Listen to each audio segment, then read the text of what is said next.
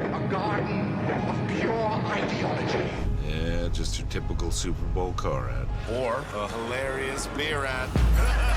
Break was over 15 minutes ago, Mitch! I think you're the best ever. I think we're going to be here a while.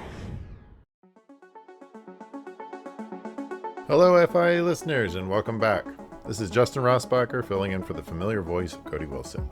But I'm only going to fill in to set the stage for his interview with our amazing new guest, Tessa Banks.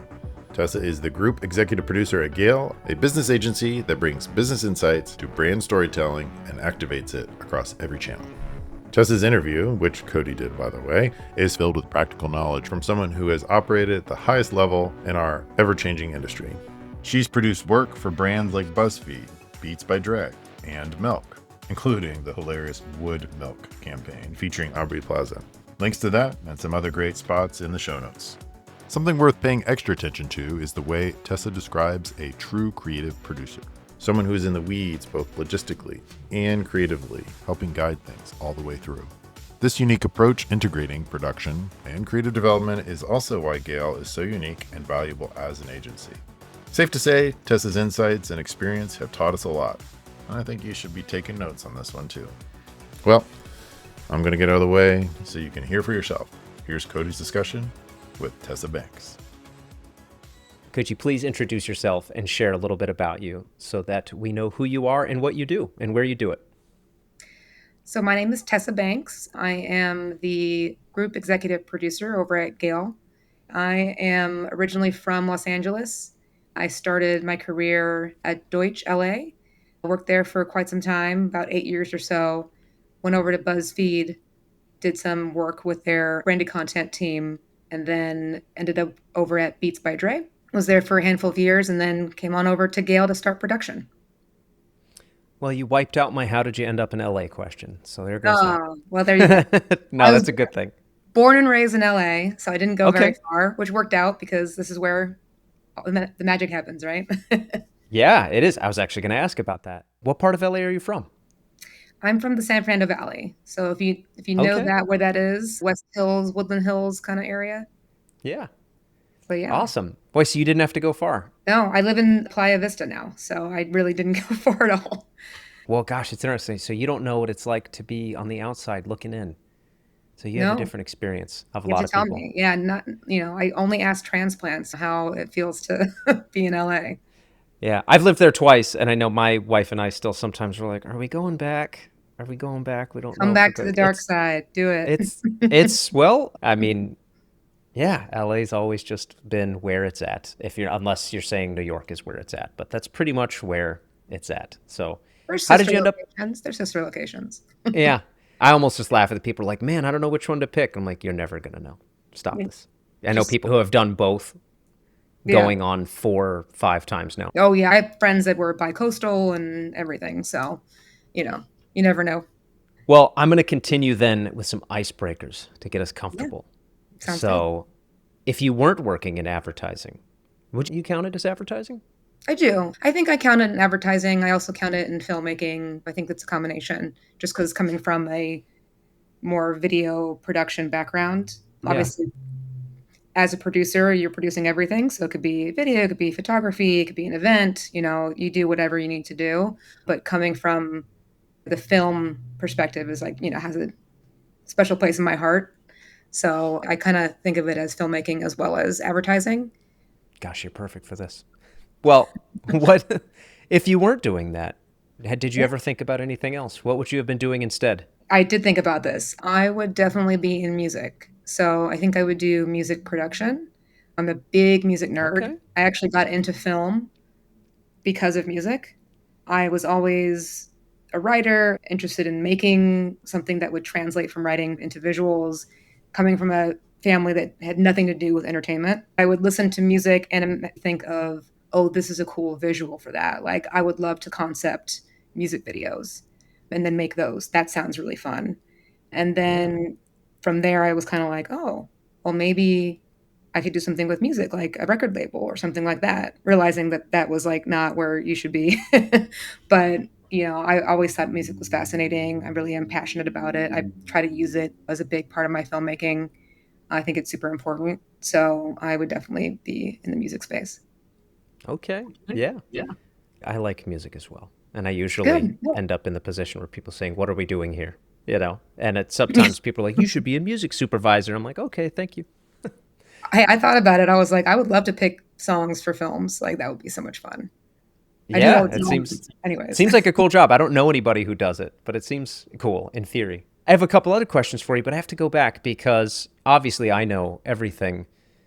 That's sarcasm. Because I saw group executive producer, and for myself and everyone else, what exactly does a group executive producer do? That is your current role, right?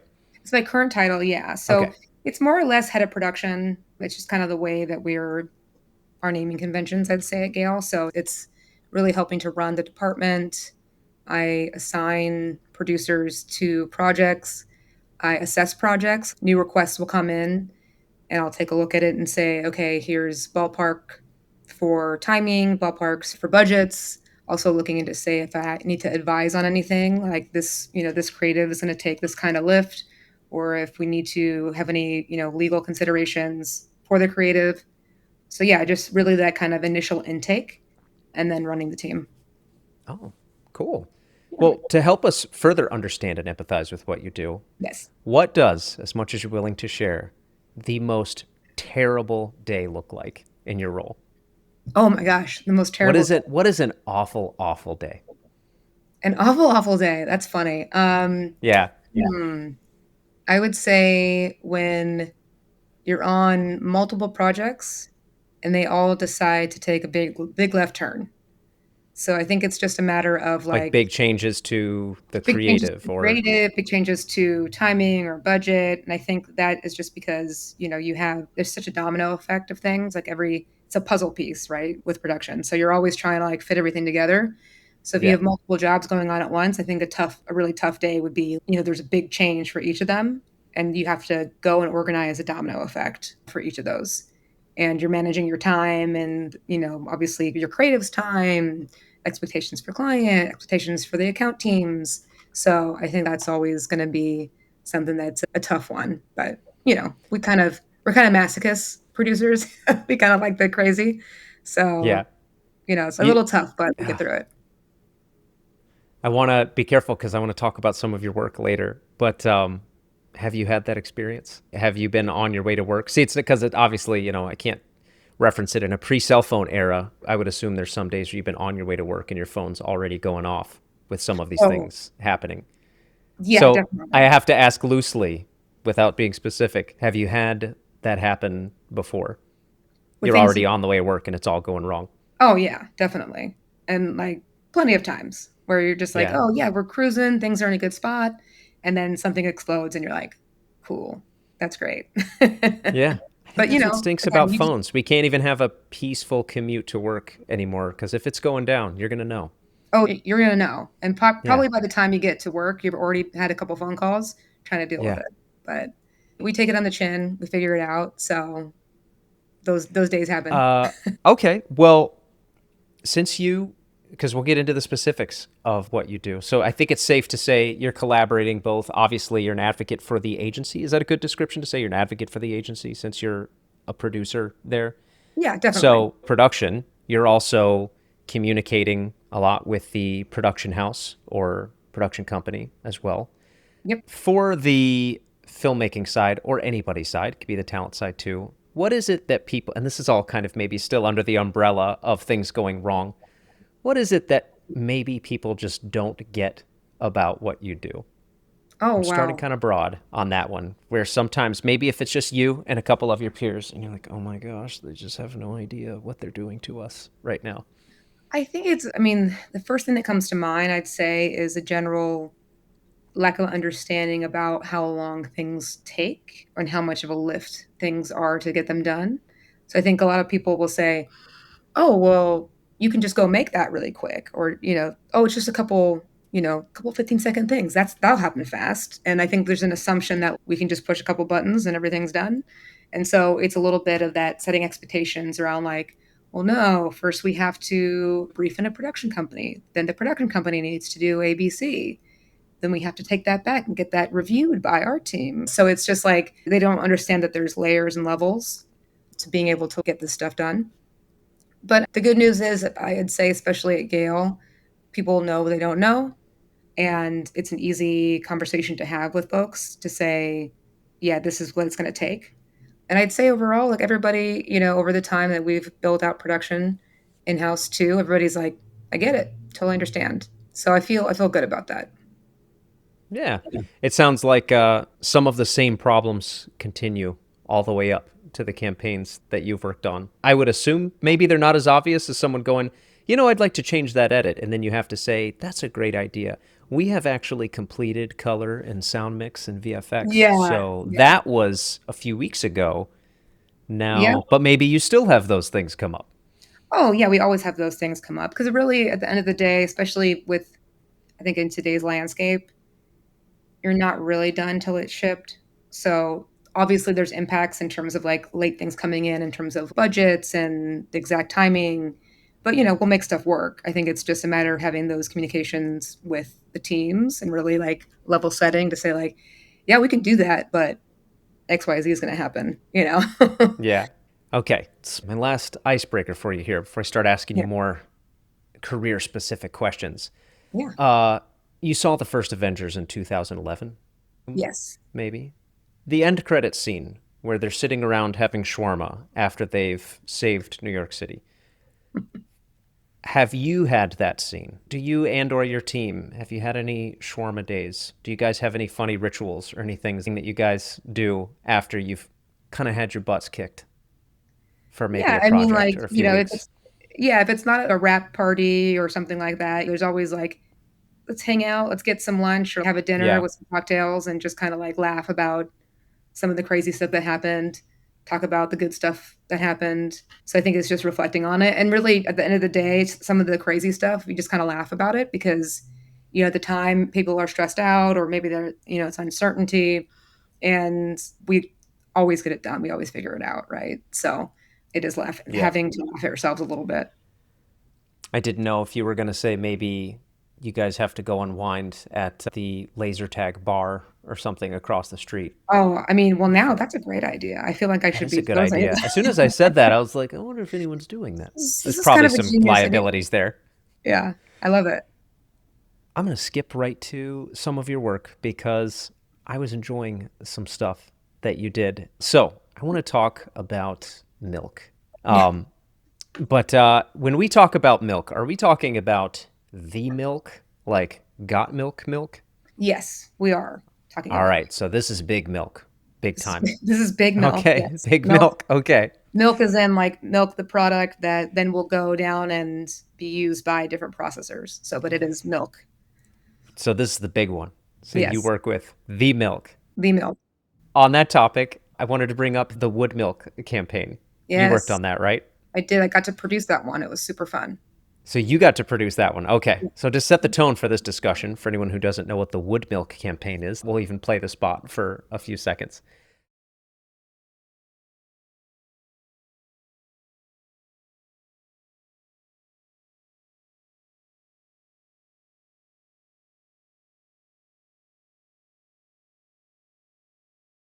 I wanted to start by asking, did anybody actually think this was real? Because if they don't watch all the way through the spots, it could be. I mean, I think that from talking with the count and everything, I feel like there was a moment where we had quite a few people saying, wait, what? And then eventually you're like, wait, if you knew Aubrey Plaza from, Parks and Rec, you would be like, oh, okay, I get this is like a tongue-in-cheek thing. But she had just come off of doing White Lotus, which obviously was a more serious role. So everybody was kind of like, oh, well, what is she working on? What is this? And I definitely think we had some folks who got. Her humor is actually so dry that I even wondered for a little bit. I was like, I could see how people may have been confused about this and thought that she's just being her. And they're aware that this is funny and they're doing it anyway, because the irony of your wood milk campaign, which how about I let you describe it since you produced it? Tell us why we're smiling about the wood milk campaign. So the wood milk idea came about because, there's so many alt milks out there. Everything can be a milk, apparently. We have Alt oat, milks meaning almond, oat milk. Yeah, everything. okay. And so they're like, well, of course, what else? Why wouldn't you milk a tree? Why wouldn't you have wood milk? And so that was the insight. And it's as silly as that. And everybody said, well, that's hilarious. Let's go make this into an actual like fake product line, launch it. We had swag. It was the whole deal. So at what point in the process are you brought in your role? Were you in the room listening to the ideas going around, or does your team come across the hall to you and they go, all right, Tessa, this is what we're doing? So it's a mixture. And like I'd say it's different at Gale than a lot of other places. A lot of traditional agencies, I would say, production is brought in after the idea is kind of cooked. So they say, hey, here's a script. Here's the thing we want to make. You guys take it from here. Go start finding director options and production company options and come back to us with that. I would say what's different at Gale is that our production department is creative production. So we are sitting underneath the same team as creative. So they will bring us in earlier. So we get to come in at the strategy briefing, at the creative development phase. So we're kind of Sounds along helpful. for the ride. Yeah. And then we also help out with like, okay, well, do we need to bring in partners sooner or any kind of support system just to help blow things out versus just waiting to get that script handoff? So for this, it was great. The team had kind of gone into this brand camp kind of planning ideation workshop. Someone had kind of come up with the idea of this wood milk piece. We then said, okay, well, like who else can we get that's from the industry that understands this kind of almost like SNL skit comedy vibe? And we were looking at Aubrey and one of her close friends who is a writer, comedic writer in the industry. She's like, he's great. I'd love to work with him on it. We pulled him in to help us really write the script and flesh it out alongside So our it was Aubrey very early on. we brought her in and it was one like we had the concept, our team had the script, and had written everything out. And then we brought one of her writers on to really That's help cool. write in Never her heard that voice. before. Yeah, write in her voice, and like really just kind of integrate him into our team. So it was a really cool collaboration. We try to work with the experts. We really try to bring in people from the different spaces to partner with our team. I think that kind of gives a special sauce. Yeah, it was pretty cool. I enjoyed watching them. They were fun. Yeah. I think even some of the 9x16 social ones were not that it's one has to be better than the I other, but some love of the those social were, ones. yeah, They were those were super funny fun. on their Yeah. own too. Yep. Is it intimidating? I was curious when I was looking at your work. I wonder what it's like working or how intimidating it is working under this, like the legendary Got Milk thing. Like if there's ever pressure to beat that or if it feels like it's ever not enough. It was just a random thought that I had. I was like, man, I just thought that's probably a lot of pressure to big thing to live up to, You know what? I think it's less intimidating and more of an awesome challenge, I would say. Yeah. And I think the team was really up for it, and just the overall positioning for the client and kind of where we were taking things across all the different tracks of business for them has been really great. And I'd say our creative leaders really leaned into it and figured out some good insights. And so I think we've actually been able to take it to a place that the clients are seeing that kind of ROI. And so everybody's been super happy with it. So yeah, I think it was more of a challenge than getting scaries or anything. Yeah. I mean, that campaign's a very, I don't know if I have to restrict it to millennials or Gen Z or whatnot, but it's felt like a very modern continuation of, in a cool way, Yep. of that campaign. I Was was just there happy anything- it was like very SNL style. It was just like this Yeah. great, weird sketch. So Yeah. that's my stuff right there. Would I be wrong to assume that one was not a production nightmare? Because that looked pretty straightforward. I mean, there's different things that go on with it, like things you can't foresee. But Yeah. I'd say we had a really awesome team. We partnered up with Hannah Levy, our director, and Tool, the production company. Oh, Great we like partners. Tool. We love Tool. Great partners. Really got it done. It all moved really fast, but it was just such a great partnership. So I think it went really well. It's always encouraging when we have guests that are talking about other teams we've already hung out with before. So it's kind of neat. talked to them before? That's awesome. Yeah, twice. We talked to Dustin, the Oh, president Dustin. of Tool. Yeah. Yeah. And then we talked to Win Bates, one of Tool's roster directors. I used to work with Win. Did you really? Yeah, he was Oh a my gosh, I'll producer. message him after this. He Tell him was I a talked to producer you. at Deutsch when I was there. Oh my gosh, that's Yeah. awesome. And we Wow, both small we world. both did directing stuff, so it was just small world. Yeah. That's awesome. Well, I'll keep it going with your milk partnership. Am I describing that correctly? The milk partnership? Yeah, Is that just a good way to milk describe carnival it? clients, Sure. yeah. Is this the title? The Mom's Show Must Go On? Am I getting the title right? Mom show must go on. Yes. Mom Show Must Go On. These were both funny and really charming because there's like an honesty to them. Yeah. I'll let you say anything about them if you'd like. At what point in the process did you come in on these? We came in during the creative development process, worked with our directors, Bonnie and Allison, over at Good Times, really collaborated with them and our creative team to come up with the direction, the concepts, and the scripts. But really, the insight was having moms always have to perform, they always have to be on, and it continues no matter what the kids' reactions are. And so trying to get in something with, or trying to have a moment of connection with moms around that insight. And so it was really fun to watch the team pull together this idea. Mom is dancing her heart out, and she seems like she's in this other world of music video land, and it's actually she's just performing for her toddler, and it feels like that's how hard you have to go at things to entertain them, and you're kind of lost in it. And Yeah. having the kids have various reactions, and so that was really fun to see come to life. Yeah, those are really endearing. They're really Yeah. charming. Like in a way, like this is the type of spot where you look at and you go, I think everybody can appreciate this, right? There's no Yes. disagreement on this one. Right. And moms especially, like you see I have some friends, I'm not a mom myself, but I have some friends who are moms, and it was very intuitive to the cultural kind of understanding of what moms deal with and how they related to it was great. We also asked around GALE, and people were like, oh my God, this is my life.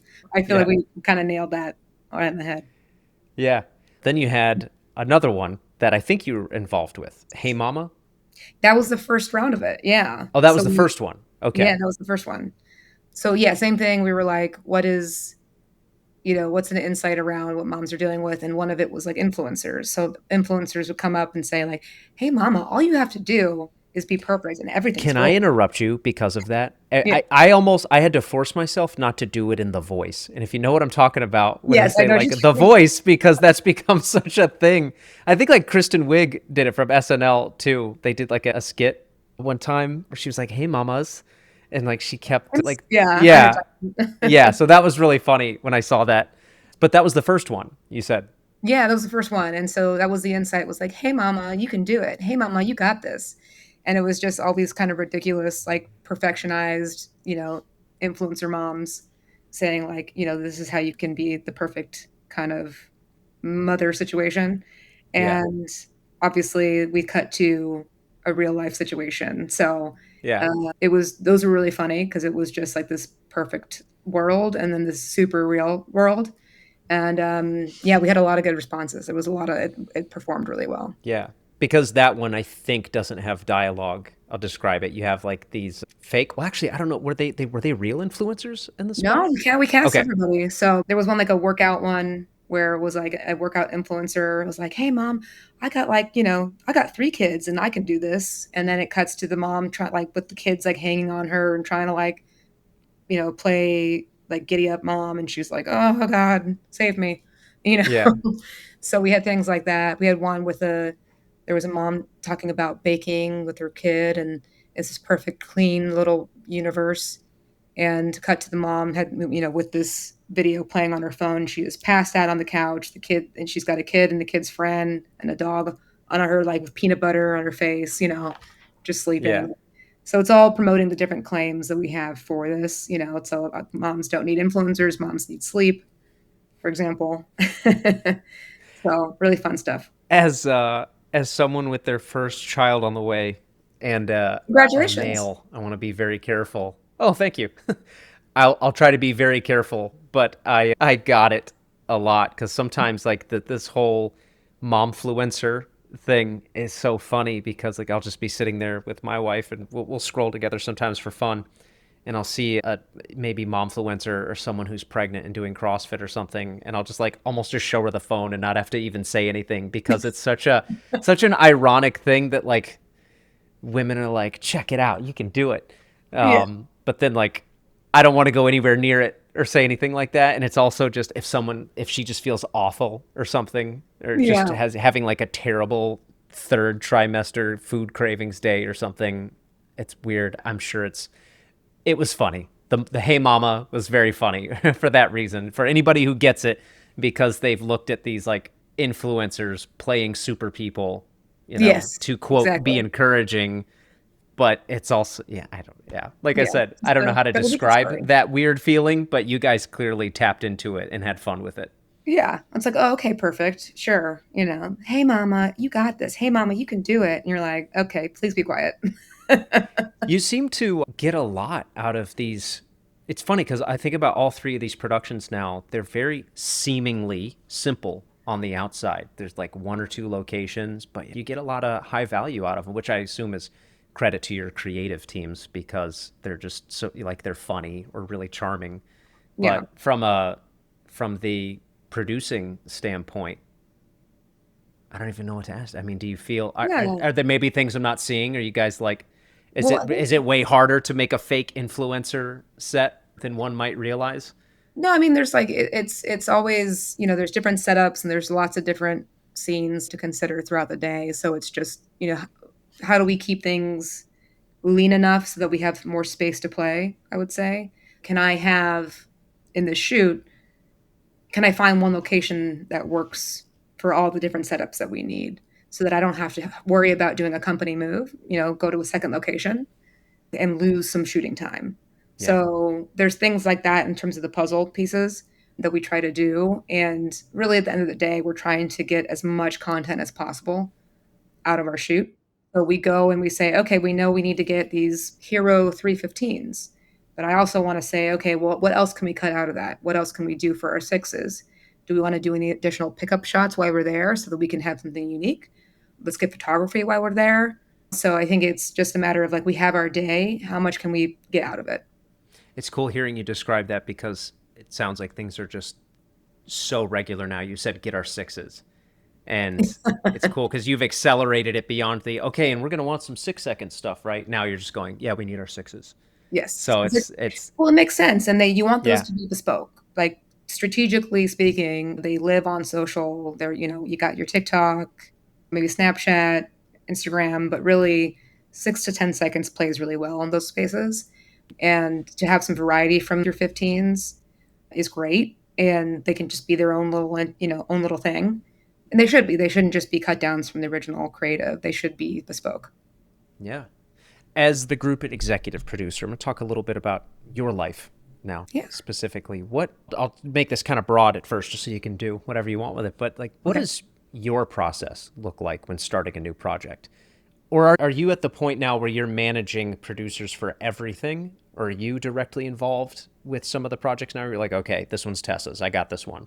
I have to assign myself sometimes, depends on the workloads. But I'll bring in, for the most part, I'm bringing in the right producers and just staffing that accordingly. But my process really is I'm the intake person. So as soon as I hear there's a new project coming up, I'm going to go in and help and just advise on any production considerations for the creative. Like I said, rough ballpark timing and budget breakdowns, that kind of stuff I will do. So that's my process really, is just try to how do I set this project up for success at the beginning? Knowing that one, I'll take it sometimes, but a lot of times I'm handing it off. So I want to make sure that my producers are set up for success. So really just trying to guide the teams along this development process until I can pull somebody in. Do you guys try to shoot in LA as much as you can because it's your backyard? It really varies. A lot of times it's like, where are the directors and the production companies? Because we have, at least for GALE, our teams are split between LA and New York. So usually someone's flying somewhere. But there's a lot in LA. We've done a lot in Mexico City too, some in Austin. So really just depends on who we're shooting with. And honestly, just where can we go to make the budget stretch the most? just Yeah. because we have very competitive budgets and we're trying to keep things as lean as possible to get the most bang for the buck for clients. And, budgets vary these days. It just really depends on the I've client. heard that. I'm actually Yeah. hearing that more and more regularly, and that's Yeah. from everybody, like all the way up, I guess. Some Yes. people are like, you should be good at, stay good at producing in that range. And I'm like, really? Why? And they're like, because it's happening. They're creeping Yeah, it's down a little happening. I bit. mean, there's such a range now. Like it goes Yeah. from, some smaller social productions, which are shot on iPhone, to something that's more mid-fi, to a high fidelity kind of more what I would call quote unquote traditional, Yeah. commercial spot. So it really is just depends on, again, the strategy. What are we trying to achieve? I think that's a big one is like, Hmm. what does the fidelity need to be on something, Yeah. based on where it's living and who's seeing it? What makes sense? I don't need to have some crazy full polished piece if we're launching something on TikTok. It needs to feel like it was made there. So there's just Yeah. also realities there, and you try to make sure that you're having a realistic but budget that makes sense for what you're trying to accomplish, and not just trying to bleed budgets dry, especially if you have one for the year. Yeah. I'll come back and ask more positive versions of a couple of these questions. Yeah. We've kind of rolled into that a little bit. Trends. I wanted to, if you have insights that you'd be willing to share, what current trends in, advertising or production maybe have you concerned right now? Of course, people talk AI right now, right? And then you've got the I was people who wondering if say, you were going to say that. well, I don't necessarily want to push it in that direction, but it's very clear. You could just go to any comment section on any post right now where people are talking about AI, and you've got people thrilled about it and people who hate it, And I'm just saying that quickly and Yeah. bluntly. But it doesn't have to be that. It could be anything. It could be attitudes toward production. It could be how people are applying to work with you. It could be how people are talking to you. Maybe how young people try to communicate with you. Or maybe there's a spirit that's changing. It could be anything as long as it's specifically your perspective.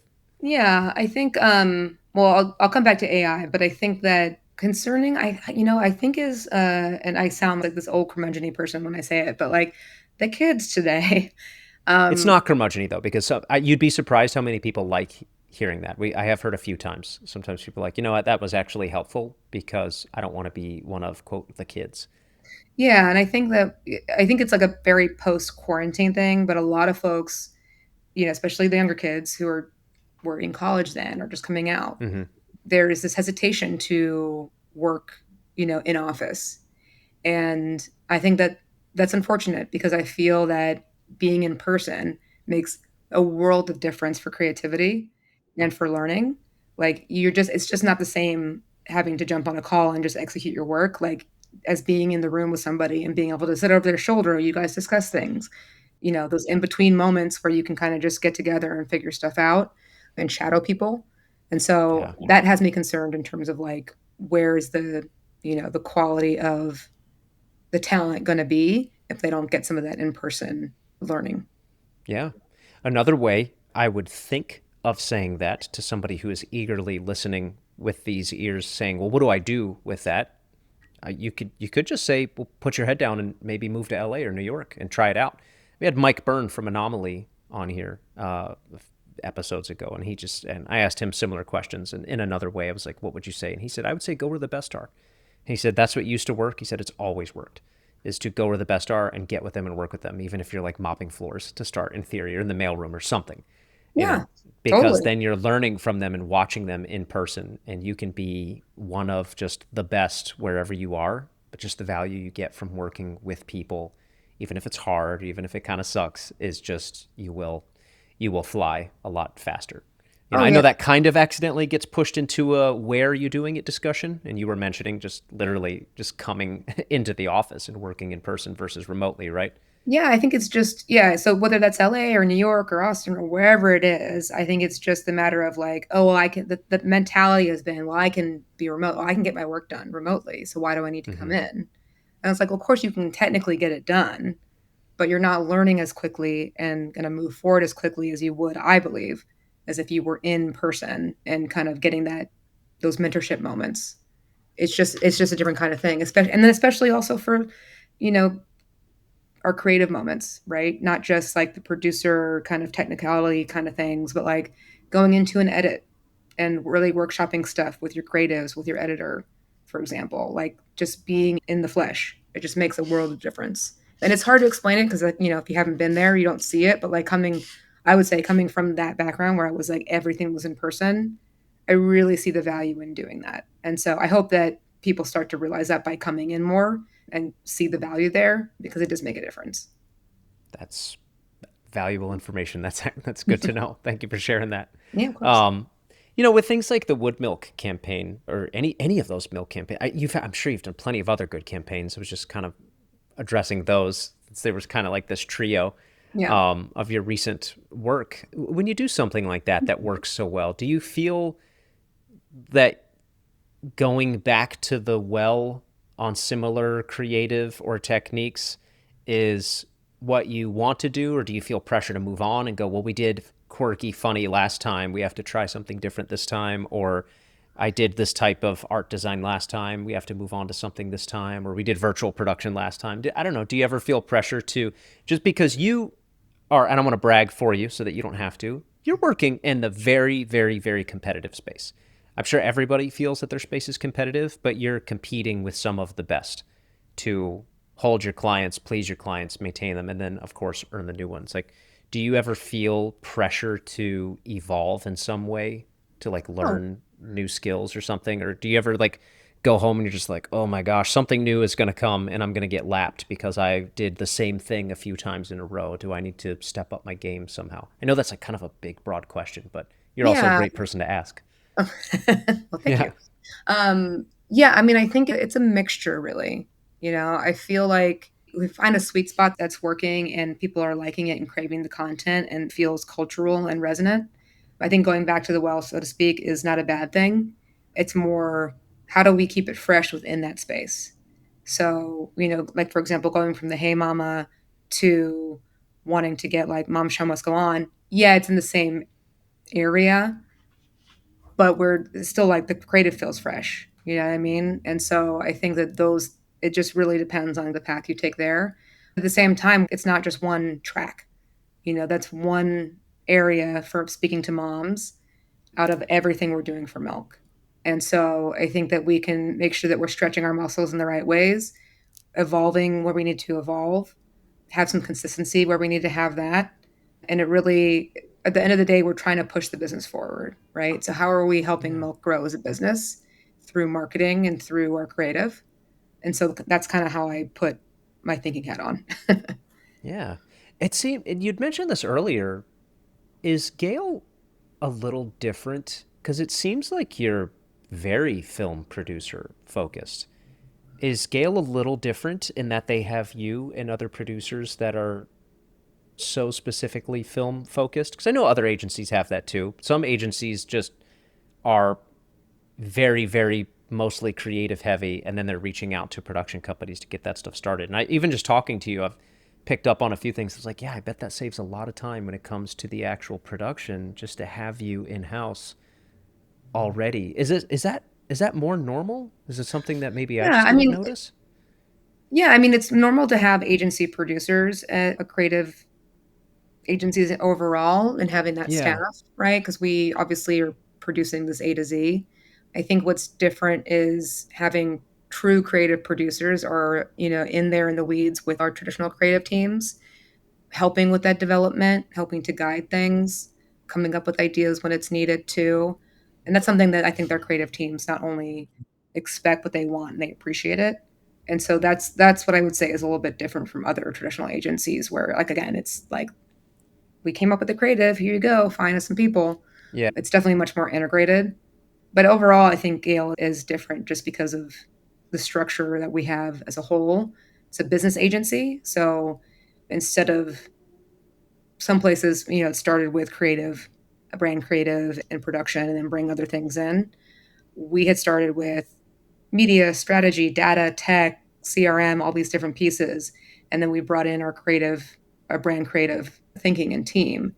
And then I came in for production. And so really this is why I wanted to come over to GALE too, coming from a Beats where I was in-house and you really understand behind the curtain what the goals of the client are, what I'm trying to achieve strategically. And it really helps you focus the creative to be like, oh, okay, well, like, what am I trying to make this thing say? Like, what is the purpose of this piece of creative? What is the thing I want people to think at the end of this? Like, I watched this film. Now, by the end of that, how are they feeling? What are they thinking? Yeah. And I can get there if I understand the strategy and what we're Yeah. trying to accomplish. And so I thought that was interesting to hear of an agency that was an external creative agency looking to do that to help clients move their business forward, because that's at the end of the day, we're trying to help them grow. And so hearing that we can be more involved in understanding the strategy in that development phase, I think is huge for as a filmmaker, because you want to know what emotions you're trying to garner from the audience, from the consumer. Yeah. Do you feel that you show up to some of these production companies a little more further down the track, I guess, than maybe other agencies do then? Or like a little deeper into the process? I was wondering, I was like, if you show up to these things and the production company's like, oh, well, she already figured all this out, so we're just going to do what she says and not do some of these other things that we normally do. No, I actually think it's the other way around. I think it's we have so much detail and background. We're really good about briefing our partners and giving them context of like how we took our journey to get to where the creative is, and really wanting to utilize them for like I was saying before, let the expert, like, here's the strategy, here's where everything came from, here's the current concept. How can you help us take this and bring it to life? But also, how can we evolve it so that it keeps getting better? And having them understand that strategy so that they can still stay on brand and on that strategy, so we don't lose some of the magic Yeah. as we move forward, so they can keep us on track. I know sometimes the questions can seem, hopefully they never seem like you're targeting anyone specifically, but one thing I like to ask people in your position is if you could change something today about the process, maybe just as a whole, or maybe a trend that you see is happening right now that you would undo or change or upgrade somehow. Have you ever, you got to think of that at some point, right? Maybe vent about it at the hypothetical water cooler or when you get home or something. Yeah, I think it's, I think sometimes there's like upgrades in terms of like day-to-day technical things. I could see a very lucrative business in some of the building some of these documents out, like tracking documents or budgeting documents and things like that, where I feel like every place you go to has a different way of tracking these things or different templates. I think for the agency producer side, there could be some kind of standardized, just like you have for AICP, AICE, right? They have their templates. And I think there's a lot of opportunity there to make something that helps facilitate our process on the technical side. So Yeah. I think that would be something that I would find interesting. But anybody out there listening, if you come up with some amazing templates or software for agency producers, I think you have a bright future. I think we're here to listen to you, but you could at least maybe it'll make my life better or somebody's by commenting on this. But I tried to check my numbers on something, say a month ago. And I was like, you know what? I'm going to plug all the expenses into AI and I will see if it can maybe help me build a more sophisticated budget tracker. If I was looking for a discrepancy, something that I didn't understand. There was a chunk of money that wasn't lining up somewhere. By the end of it, I spent a week on it and I was up till 5 a.m. Friday night, Saturday morning or something before I finally cracked it. And by the end, I just thought to myself, this would have just gone faster if I did it myself. I spent so much time trying to clean up what I tried to get the AI to do, because I was like, I'm going to train this thing to find the discrepancy for me. And I got so excited. I was like, yeah, here we go. Life's about to be so much easier. And then by the end, I was kind of telling people when we checked in the next week, I was like, I think we might just be stuck with some things. There might be some things we just can't evolve past. And I have to look at them line by line and just say, yep, this person got paid this much. This vendor got this much. This catering truck got this much. Because somebody who knows what they're doing on every single line, I don't know. And I just, at least at that point, I got burned a little bit. And I was like, I can't believe I just gave so much time to just seeing, to thinking this was going to make my life easier. And it tanked almost a whole week. It was kind of awful. Yeah, I could see that. I feel like with AI, I'm hoping that it evolves enough where we feed it enough information, where it learns enough about what we do so that actually is a thing. Because it's numbers, so it should be able to calculate that and track things. So I think it's just like teaching Should. it all the different Yeah. roles. I think if they're entered flawlessly on the first try into it, yes, it could be. But just as of today, handing it numbers and screenshots of statements, copy pasting, however you would do it, it was not good for me. If you're curious into this stuff, though, I did try to see if I could get some management help for me. So I tried GPT's agent, and I've been feeding it my to-do list for a week. And I said, every morning I want you to send me a briefing at 7 a.m. of what I have to do today. And the first couple days were, nah. And it's getting there. Today, it actually had... The biggest flaw it had today was a color next to an item was green instead of yellow. And I thought, oh, those are supposed to be yellow.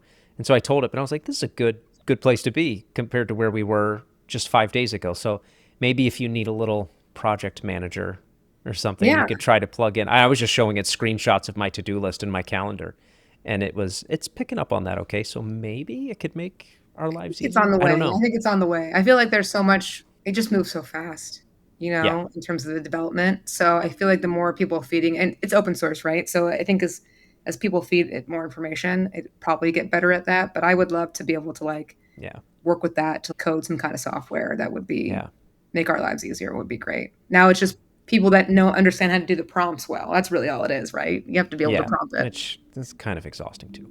Yes. And in another way, I'm just like, I'll just do it myself. But I know, learn the new thing. We'll get We there. got to learn the new thing. Yeah. It's coming, whether we like it or not. Yeah. AI, I think in general has been interesting. We're definitely going to start using it as a tool more and more. I think you mentioned earlier something about like, what are we afraid of? And I think it's less like worried about replacing things and more about how do we utilize it and to make things more efficient. So that's kind of how I'm looking at it. Dustin Califf of Tool, big on that. Oh, They're yeah, big advocates for it. Yeah. Mm-hmm. Yeah. Dustin is not fearful or backing down off of that whatsoever. And he's probably going to have a mega head start on it if they don't already. They will. Which they pretty much do already, Yes. if you think I'm about pretty some sure of the work that they they've done do. with it. Yeah. Yeah, they've already done some pretty crazy spots that have, when you look at their spots that have been out in the world for the last year, anyway, that's their episode. We already talked to Dustin. At the risk of rocking the boat a little more, though, it doesn't have to be a technology thing. It could be a people thing. You were helpful earlier by saying, hey, you kids should be coming to the office.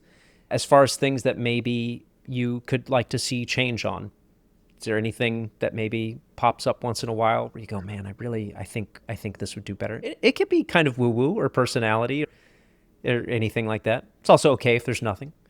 Yeah, I think I'm trying to think about that one. There's always stuff that we can do better. I think it's like, we learn as we go. There's nothing I would say specifically that I can think of, but I feel like it's,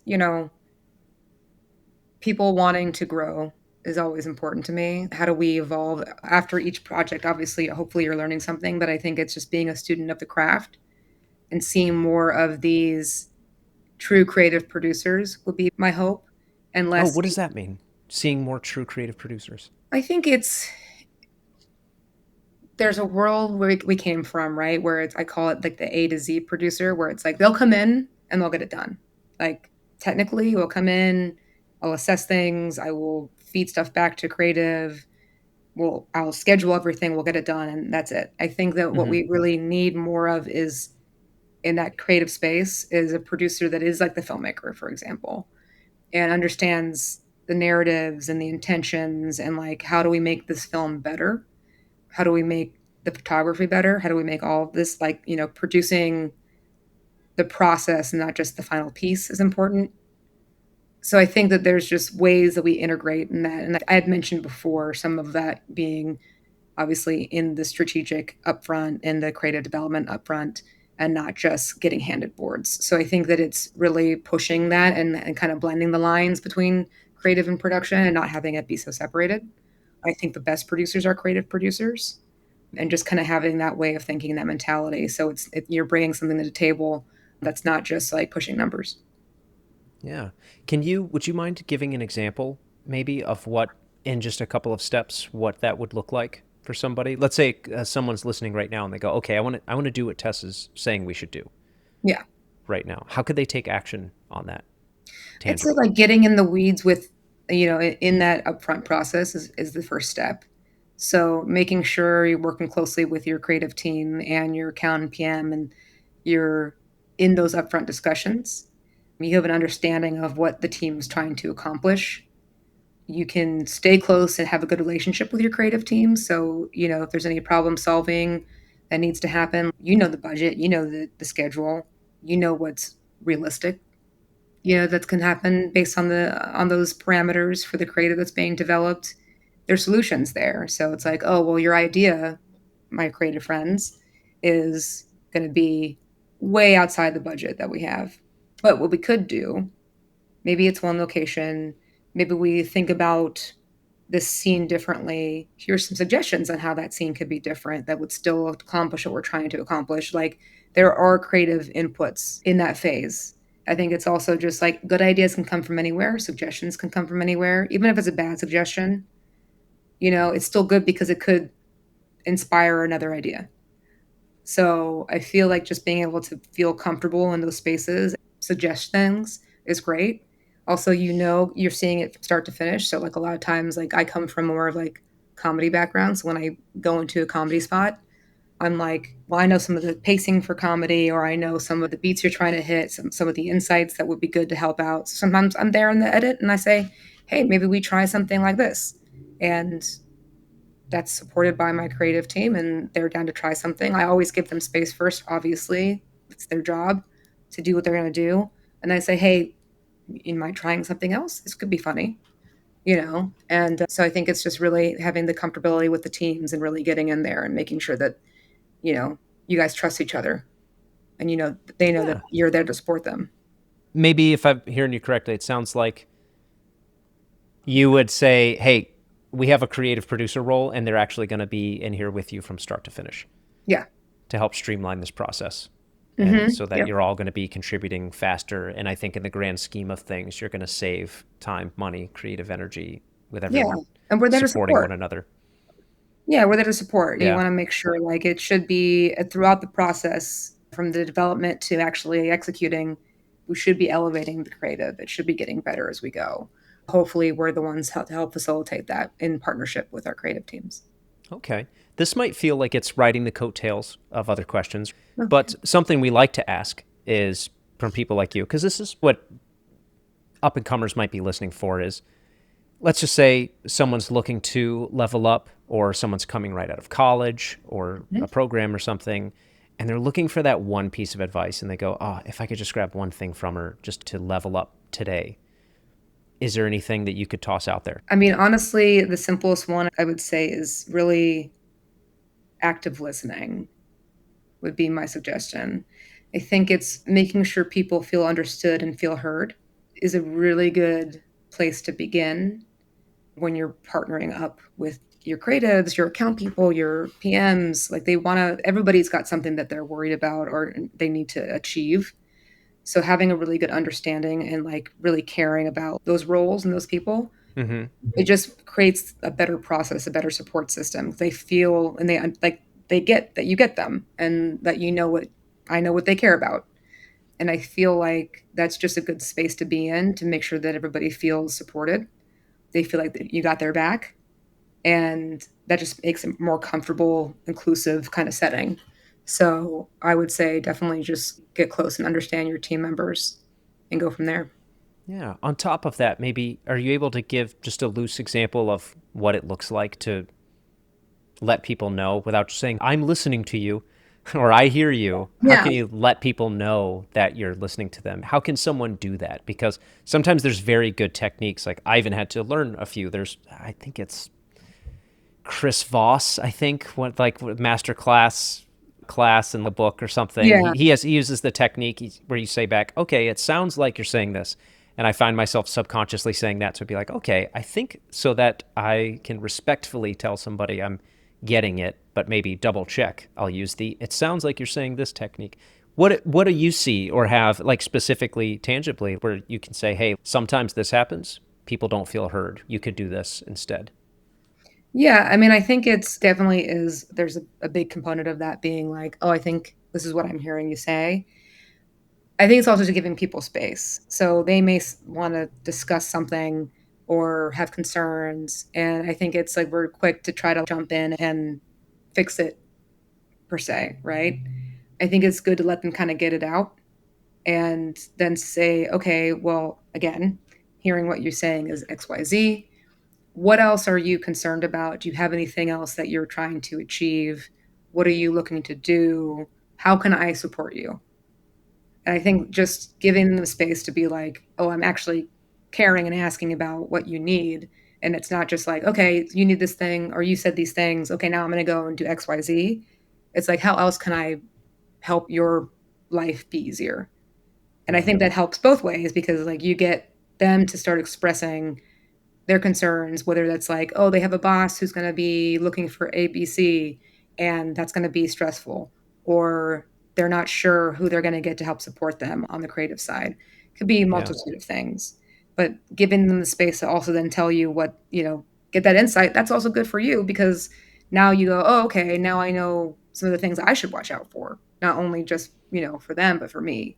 And so I feel like it's just really, again, it is listening, but it's giving them that space and digging a little bit. And I like having one-on-ones sometimes, how can I help you? How can we work together? How do you best work? Those kinds of conversations can be really helpful. Yeah. I don't want to take something that you've said and try to put it in my own words, but in the kind of continuing the exercise, I think anybody who does what you do maybe knows that things every project is important to everybody, whether you're starting out and you've got that $1,200, you're producing something for a local coffee shop yourself, or the $1 million spot. Everybody probably feels all this pressure and like they're running out of time and like they don't have time to talk to somebody. So it's cool to hear it from you because I think it's safe to assume you've probably been in some pretty fast-paced productions before. And even someone like you is saying to take the time to let somebody know that you're hearing them and listening to them. And I don't want to put words in your mouth, but as we start to kind of wind down and glide out of this discussion, one of the things I'd like to ask, what skills or qualities do you think would be important to success in the years to come? And I'd almost like to just cheat because you could just weld what you just said to that question, because that seems like something that won't change with technology. I even felt a little guilty while you were talking because I was like, oh, I can be kind of fast paced sometimes too. Where it's like, what do you need? What do you need? What do you need? Yeah. It's one of those things where we are moving fast paced. We're in the fast paced world, I think, with just in general, and then obviously within the industry. But you can take that 1 to 2 minutes to have that conversation with somebody. If you consider it part of the process and not something that's you have to do additionally, I think that makes it much easier to digest. I like that. So you're saying make it part of the process to listen to people or make time. This has been good. I'm not going to cut it yet, though. You don't get to fly just yet. I'm sure you're doing very important things, but I'm still going to get my quippy joke and then a goodbye from you, if that's okay. Hit me. You've done big stuff. You've worked with Beats by Dre, with The Got Milk, Aubrey Plaza. But if you could work with anyone, who would it be? Who's your moonshot client and your moonshot celebrity that you could think of if you had to pick one today? And you have to pick anyone. You can't restrict it. Can't restrict it. Yeah. Man. Maybe I should have started with that. That would be a fun icebreaker, wouldn't it? That's tough. That's a tough one. I'm trying to think here. Because I think that there's different layers to like client.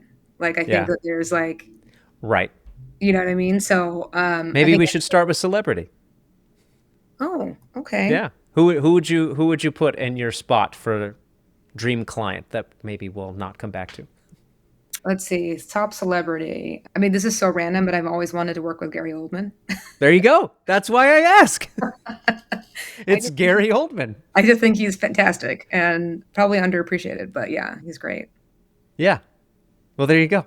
Take that to the office on Monday. There you go. Monday. Where's Gary at? Cool. Well, Tessa, if people do want to kind of follow your career or your work, where would you tell them to go? LinkedIn, maybe? LinkedIn's probably the best, just in, see the journey, see the path. GALE has promoted you on their Instagram as well, so we can kind of see you there. Because they're sweet to me like that, so I'm there. Yeah. Well, GALE, this is when I'll do the official podcasting thing, but if there's nothing else that you'd like to contribute or share, something that you wanted to have out there or have Tessa be heard saying, I don't want to hold you captive. I'm winding out on my time here, so Is there anything else maybe you wanted to share, or have we had a good discussion today? Trying to think if there's anything else to share. I mean, I feel like we had such a good discussion. I would say getting out of college too, be nice, work with good people, a lot comes out of that. I hope that people just can get something out of this and feeling a little bit more inspired that there's so much opportunity within the space. And yeah, just again, get out there, meet people, network, get in person, and just really kind of communicate with each other and figure out how to support each other. And that's where the creativity will flourish. So, yeah. Thank you. Awesome. Well, Tessa, thank you so much for doing this. Appreciate you taking the time.